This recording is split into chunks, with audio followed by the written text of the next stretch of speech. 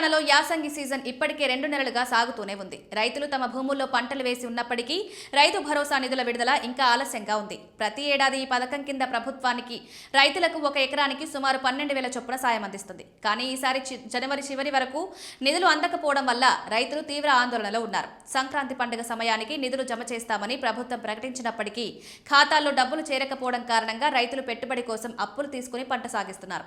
దీంతో రైతులు ఆర్థిక ఒత్తిడిలో ఉన్నారు. ఫిబ్రవరి లేదా మార్చి నెలలో నిధులు జమ అయ్యే అవకాశం ఉన్నప్పటికీ స్పష్టత లేక భయాలు కొనసాగుతున్నాయి. రాష్ట్ర ప్రభుత్వం ఈసారి రైతు భరోసా నిధులను కేవలం యాసంగి సీజన్లో పంట సాగిస్తున్న భూములకే అందించాలన్న కొత్త నిబంధన తీసుకుంది. శాటిలైట్ సర్వే చేపట్టారు. అగ్రికల్చర్ యూనివర్సిటీ ఆధ్వర్యంలో సాగు భూములను గుర్తించి రైతుల అర్హతను ధృవీకరిస్తారు. ఈ సర్వే పూర్తయిన తర్వాత మాత్రమే నిధులను క్షేత్రస్థాయిలో విడుదల చేస్తారు. ఈ విధంగా కేవలం అర్హత రైతులకే నిధులు చేరడం, పంట సాగని భూముల కోసం సాయం ఇవ్వకపోవడం పథకాన్ని సమర్థవంతంగా అమలు చేయడానికి తీసుకున్న కేంద్ర నిర్ణయమే. రైతులు దీన్ని నిరీక్షిస్తూ పంట సాగులో పెట్టుబడి కోసం వడ్డీ రహిత రుణాలు లేదా వ్యక్తిగత సొమ్మును ఉపయోగిస్తున్నారు.